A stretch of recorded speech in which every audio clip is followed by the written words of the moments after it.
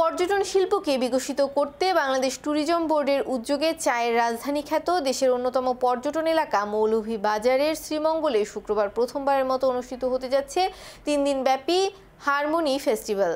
বিকেল 3টায় বাংলাদেশ চা গবেষণা কেন্দ্র সংলগ্ন কাকিয়াছড়া সরকারি প্রাথমিক বিদ্যালয় মাঠে হারমোনি ফেস্টিভ্যাল উদ্বোধন করেন প্রধান উপদেষ্টার কার্যালয়ের মুখ্য সচিব এম সিরাজউদ্দিন মিয়া।